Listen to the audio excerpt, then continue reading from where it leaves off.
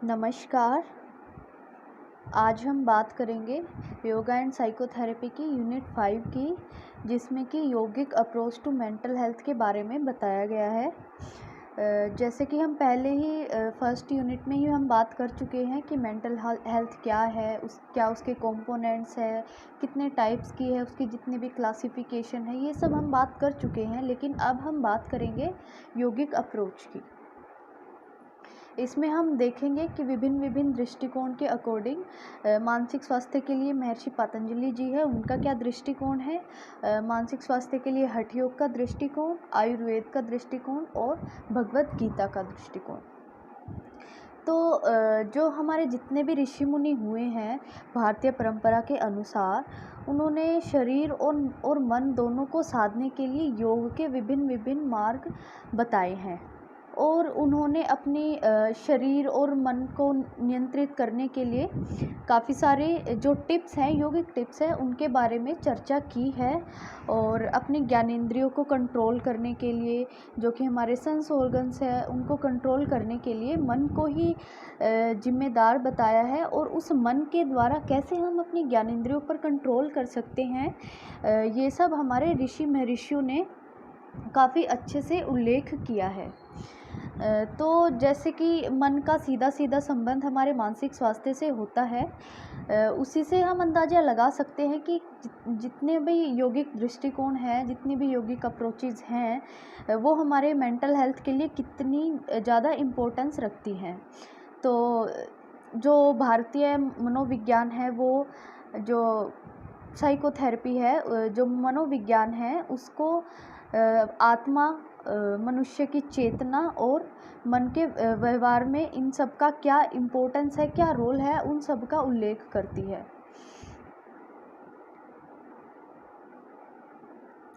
और विभिन्न विभिन्न मार्ग हैं जो योग के, वो उन्होंने बताए हैं कि कैसे कैसे हम अपने मन पर कंट्रोल कर सकते हैं, जिसमें से सबसे पहले ध्यान, भक्ति योग, कर्म योग, राजयोग, हठ योग, ये सब स्टेप्स, ये सब योग की पद्धतियां हैं जो हम मन को कंट्रोल करने के लिए किसी भी एक पद्धति को हम अपना सकते हैं।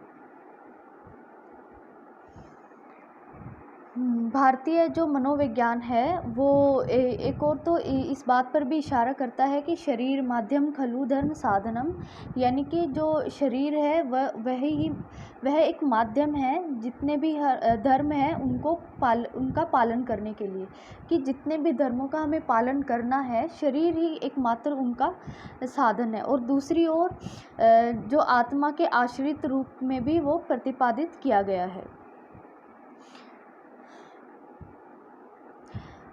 अब हम बात करते हैं कि गीता में किस प्रकार से क्या दृष्टिकोण है मन को लेकर।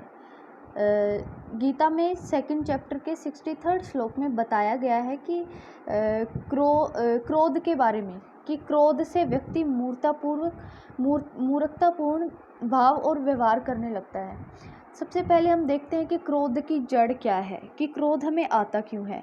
जो क्रोध का जो मूल कारण है, वो है इच्छाओं की पूर्ति न हो पाना।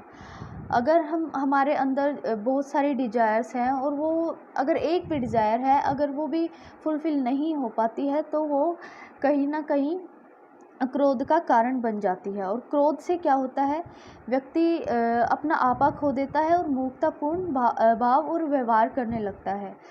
जब क्रोध पनपता है, व्यवहार में हमारे चेंजेज आते हैं, तो क्या होता है कि जो हमारी मेमोरी है या हमारी स्मृति है, उसमें एक ह्रास या फिर एक भ्रम उत्पन्न हो जाता है। यानी कि जो स्मृति है वो काफ़ी ज़्यादा इफ़ेक्ट होती है हमारे क्रोध में।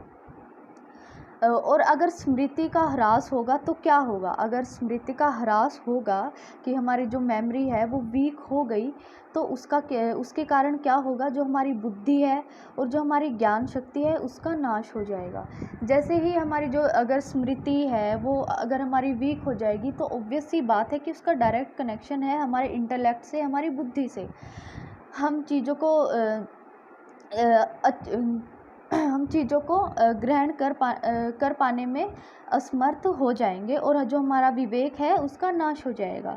और बुद्धि के नाश होने के कारण क्या होगा, एक व्यक्ति ही है जो बुद्धिमत्तापूर्वक कार्य करता है। अगर बुद्धि का ही नाश हो जाएगा तो व्यक्ति और पशु में कोई असमानता नहीं रहेगी, वो पशु के समान गिर जाएगा। तो यही कारण है कि अगर जो शारीरिक और मानसिक दृष्टि से जो व्यक्ति है वो रोगी बन जाता है। और जो अगर नकारात्मक संवेग आएंगे, नेगेटिव थॉट्स है, इमोशंस है हमारे अंदर पनपने लगेंगे, तो उसका कारण क्या होगा कि हम अकाल मृत्यु की ओर बढ़ते जाएंगे। और दूसरी तरफ अगर सकारात्मक संवेग हैं, जैसे कि स्नेह हो गया, प्रेम, खुशी, आनंद और आशा व्यक्ति के शारीरिक व मानसिक स्वास्थ्य को स्वस्थ बनाए रखते हैं। इनके बिल्कुल ऑपोजिट जो नकारात्मक संवेग है, जितनी भी नेगेटिव थॉट्स हमारे अंदर आते हैं, उसके बिल्कुल ही ऑपोजिट अगर हम बात करें कि जब सकारात्मक संवेग या फिर जो पॉजिटिव इमोशंस, जो हम लाइफ के प्रति अगर हमारा एटीट्यूड पॉजिटिव होगा तो वह हमारे शरीर और मन दोनों के लिए ही स्वस्थ है। और अगर हम आगे बात करें कि राग और द्वेष, राग द्वेष एवं इंद्रियां द्वारा सुखोपभोग को नियंत्रित करने से ही व्यक्ति प्रसन्नता एवं आनंद को प्राप्त करता है। देखिए, राग और द्वेष ये दोनों भी कहीं ना कहीं जाकर हमारी इच्छा को ही रूट बनाते हैं। अगर हमारे अंदर इच्छाएं होंगी तो ही हमारे अंदर राग और द्वेष का उद्गम होगा। अगर हमारा राग और द्वेष के ऊपर नियंत्रण हो जाए, अगर पहली बात हमें इच्छाओं पर कंट्रोल करना है। अगर इच्छाओं पर कंट्रोल हुआ तो हमारे जो राग और द्वेष हैं तो उनके ऊपर भी ऑटोमेटिक ही कंट्रोल हो जाएगा। अगर इच्छा कम होगी तो राग द्वेष कम होगा, राग द्वेष कम होगा तो हमारा जो क्रोध का उत्पन्न होना है उसका भी कम हो जाएगा। तो जितनी भी सारी बातें हैं वो सब, ये जितने भी राग द्वेष और क्रोध है, इन सब का जो मूल तत्व है, जो इंग्रेडिएंट है, वो है इच्छाएं। अगर इच्छाएं हम नियंत्रित कर दें तो जितनी भी हमारी सफरिंग की स्टेजेस हैं, जो हमारे मन को असंतुलित करती है, तो वो सब कम हो जाएगा और हम प्रसन्नता और आनंद को प्राप्त कर सकने में योग्य हो जाएंगे। आगे दूसरे के ही 64 श्लोक में बताते हैं कि मन को बुद्धि द्वारा नियंत्रित कर अंतःकरण को वश में रखने वाला राग द्वेष से रहित व्यक्ति आनंद एवं प्रसन्नता को प्राप्त करता है। देखिए, अगर हम एक कछुए की बात करें, जिस प्रकार कछुआ अपनी इंद्रियों पर काफ़ी नियंत्रित रखता है, वो अपनी ही मर्जी से उन इंद्रियों को अपने अंदर ही संभाल लेता है, ऐसे ही मनुष्य को भी चाहिए कि वो अपनी इंद्रियों को वश में रखे। अगर उसकी इंद्रियां वश में होगी तो उसका अंतःकरण भी वश में आ जाएगा और जितने भी राग द्वेष है उनसे वो रहित होकर आनंद और प्रसन्नता को प्राप्त करेगा। और अगर आनंद और प्रसन्नता होगी तभी हम मानसिक और शारीरिक दृष्टि से सुख को भोग कर पाएंगे और सुख का भोग कर पाएंगे। तो इसी प्रकार हमें क्या चाहिए कि इंद्रियों का दास न बनकर इंद्रियों का स्वयं का दास बना लें, तभी हम मानसिक और शारीरिक संतुलन प्राप्त कर सकते हैं। अब हम बात करते हैं योग दर्शन के अनुसार। महर्षि पतंजलि कृत योग दर्शन में अष्टांग योग की चर्चा की गई है आरोग्य को प्राप्त करने के लिए। आरोग्यता हो चाहे शारीरिक रूप से हो चाहे मानसिक रूप से हो, दोनों को ही प्राप्त करने के लिए अष्टांग योग का मार्ग किसी भी ग्रस्त व्यक्ति के लिए काफ़ी अच्छा माना गया है। और जब हम अष्टांग योग के मार्ग को फॉलो करते हैं तो महर्षि पतंजलि जी द्वारा बताए गए जो पंच क्लेश हैं उनका नाश हो जाता है। पंच क्लेश कौन से हैं? जैसे कि अविद्या, अस्मिता, राग, द्वेष और अभिनिवेश। इन पांचों क्लेशों को दूर करके अष्टांग मार्ग द्वारा या और भी कई सारे जो चित्त को प्रसादित करने वाले उपाय जो महर्षि पतंजलि जी ने बताए हैं, जैसे कि मैत्री, करुणा, मुदिता और उपेक्षा, ये जितनी भी टिप्स महर्षि पतंजलि जी ने बताई हैं उन सबको फॉलो करके भी हम लोग मानसिक स्वास्थ्य को प्राप्त कर सकते हैं और जितने भी पंच क्लेश हैं उनको हम दूर कर सकते हैं। और जैसे कि भक्ति योग के द्वारा ईश्वर प्रणिधान करते हुए ईश्वर की शरण में अगर व्यक्ति जाता है तो उसकी जो चित्त की वृत्तियां हैं उनको अभ्यास और वैराग्य के द्वारा हम नियंत्रित कर सकते हैं। और जब तक व्यक्ति को ज्ञान नहीं होगा तब तक जो पंच क्लेश है वो व्यक्ति को तंग करते रहेंगे। पंच क्लेश की मूल रूट क्या है? वो है अविद्या, जो कि उसका पहला क्लेश है। पहला क्लेश है अविद्या, यानी कि लैक ऑफ नॉलेज। अगर नॉलेज की कमी होगी तो ही हम अपनी लाइफ में आगे जाकर सफ़र करते हैं और मानसिक असंतुलन है हमें फेस करना पड़ता है। अगर अभ्यास और वैराग्य के द्वारा हम कर्म योग के पाथ पर अग्रसर हो जाएं और ज्ञान का वर्धन करके हम अपने जो जितने भी क्लेश हैं उनसे मुक्त हो जाएं, तभी हम शारीरिक और जितने भी मानसिक असंतुलन है उनसे निजात पा सकते हैं। नेक्स्ट हम बात करते हैं आयुर्वेद की।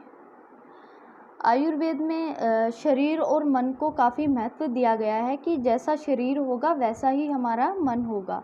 ऐसा चरक संहिता में लिखा हुआ बताया गया है महर्षि चरक आयुर्वेदाचार्य चरक द्वारा कि मन और शरीर का पारस्परिक संबंध है। अगर जैसा हमारा मन होगा वैसा ही हमारा शरीर हो जाएगा और जैसा शरीर होगा वैसा ही हमारा मन हो जाएगा। शरीर में 5 ज्ञानेंद्रियां एवं 5 कर्मेंद्रियों को कार्यरत करने वाले मन की भी 3 प्रकृतियां बताई गई हैं, जो है सात्विक, राजसिक और तामसिक। अगर इनमें से सर्वश्रेष्ठ है वो है सात्विक। अगर हमारी वृत्ति है, जो हमारी प्रकृति है, हमारे ज्ञानेंद्रिय और कर्मेंद्रियों को जो कार्यरत करती है, अगर उसकी प्रकृति सात्विक है तो हमारा मानसिक और शारीरिक जो स्वास्थ्य है वो अच्छा रहेगा। लेकिन अगर राजसिक और तामसिक हमारी प्रकृतियाँ हो जाएंगी तो असंतुलन की स्थिति उत्पन्न हो जाती है। और इसके लिए जो आयुर्वेद में बताया गया है कि इन सब से जो मानसिक असंतुलन है उससे निजात पाने के लिए स्वास्थ्य व्रत और ध्यान और योग की जो पाथ है उसको फॉलो करना चाहिए, ताकि हमारी जो मानसिक और शारीरिक जितनी भी व्याधियां हैं उनको दूर किया जा सके। आयुर्वेद में कुछ थेरेपीज़ भी बताई गई हैं, जैसे कि नश्य, अभ्यंग और ऐसी कई प्रकार की वो आयुर्वेद के अंदर पंचकर्मा के बारे में वर्णन किया गया है। अगर उनको फॉलो किया जाए तो उससे भी जो न्यूरो ट्रांसमीटर्स हैं उनकी जो फंक्शनिंग है उनको अच्छा किया जा सकता है और स्ट्रेस को एलिमिनेट किया जा सकता है। नेक्स्ट हम बात करते हैं हठ योग के अनुसार मानसिक स्वास्थ्य। हठ योग भी एक बहुत ही प्राचीनतम प्रणाली है जिसमें शरीर और मन के विकास के लिए बहुत सारे अभ्यासों का वर्णन किया गया है। जितने भी हठ योगी ग्रंथ हैं उनमें हम पाते हैं कि उन पे बहुत ज़्यादा एम्फेसाइज किया गया है शारीरिक और मानसिक संतुलन को प्राप्त करने के लिए। हठ योग को एक साधन माना गया है जो कि शरीर को और मन को एक ऐसी स्थिति प्रदान कर देता है कि वो अपनी योग की जो साधना है उस पे आगे अग्रसर हो सके। हठ योग का जो मुख्य उद्देश्य बताया गया है वो है राजयोग की प्राप्ति। जो राजयोग की प्राप्ति है उसके लिए सबसे पहले हमारा जो मानसिक और शारीरिक संतुलन है उसको ठीक करना बहुत ही ज़्यादा आवश्यक है। जितने भी आसन, प्राणायाम या ध्यान की टेक्निक्स जितनी भी बताई गई हैं हठ योग के अंदर, वो सभी हमारे जो मानसिक जितनी भी व्याधियां हैं और जितनी भी शारीरिक व्याधियां हैं उनको दूर करती है।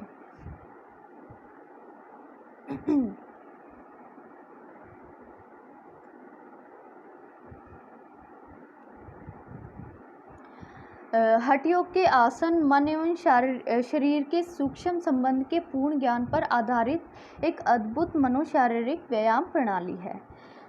और जो अन्य सभी उच्च योग जैसे कर्म योग, भक्ति योग और ज्ञान योग की सिद्धि है उसके लिए हठ योग एक साधन माना गया है। जैसे कि हम पहले बात कर चुके कि हठ योग एक साधन है। जितनी भी अदर प्रणाली है योग की, चाहे वो कर्म योग है, भक्ति योग है या ज्ञान योग है, उसकी सिद्धि के लिए उसको हठ योग को एक साधन माना गया है। मन और शरीर ही सारे मानवीय प्रयत्नों का आधार है।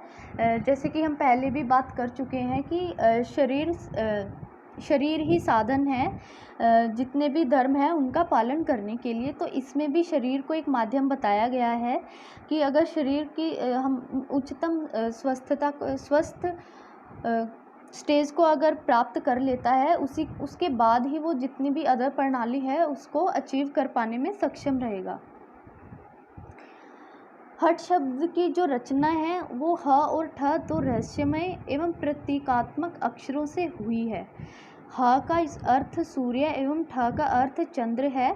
योग का अर्थ इन दोनों का संयोजन या एकीकरण है। देखिए, हठ योग के जो आदि प्रवक्ता है वो माना गया है आदिनाथ शिव को। जैसे कि हम देखते हैं अर्धनारीश्वर रूप में अगर वो हम उनको देखते हैं तो वो दो चीज़ों को जो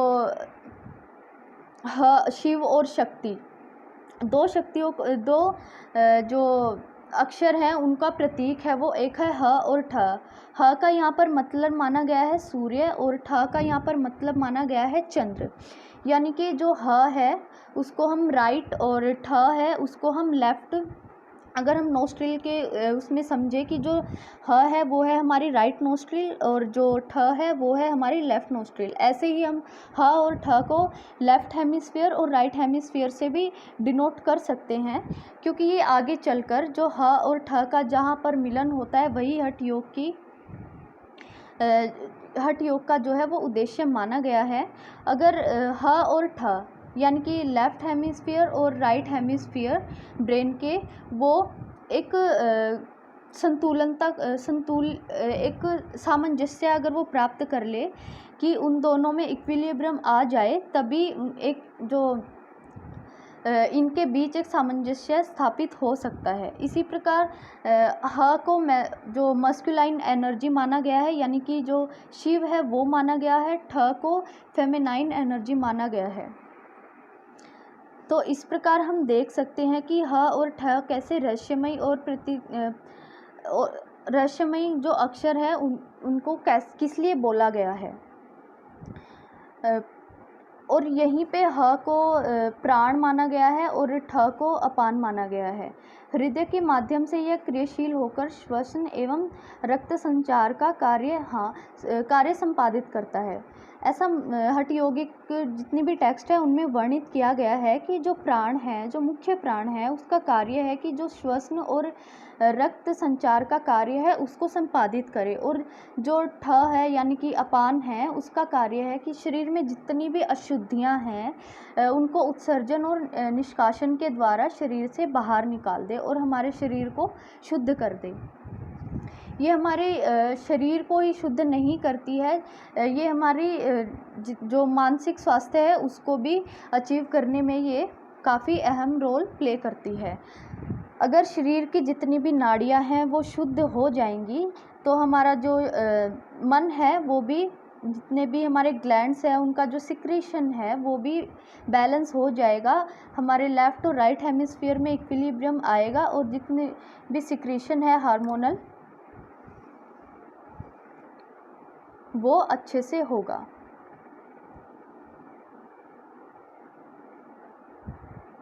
सूर्य तथा चंद्र मानव शरीर के दो ध्रुवों के प्रतीक हैं। जीवन की जितनी भी क्रियाएं या गतिविधियां हैं उनको बनाए रखने के लिए इन दो जीवन शक्तियों का पारस्परिक सामंजस्य आवश्यक है।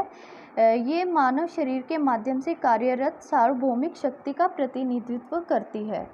इसका मतलब क्या हुआ कि जितनी भी हमारी शारीरिक क्रियाएं हैं उनके अंदर एक सामंजस्य को स्थापित करने के लिए जो ह और ठ है यानी सूर्य और जो चंद्र है उनका सामंजस्य होना बहुत ही आवश्यक है। अगर वो सामंजस्य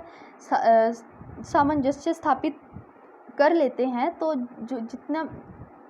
तो मानव शरीर के माध्यम से मानव शरीर की जितनी भी क्रियाएं हैं, चाहे वो शारीरिक रूप से हो चाहे वो मानसिक रूप से हो, उनको एक गति देना, उनको उनके कार्यों में एक योग्यता प्रदान कर पाना संभव हो सकता है। तो यही थी हमारी जो यौगिक अप्रोच थी। तो आज का लेक्चर यहीं ख़त्म होता है। धन्यवाद।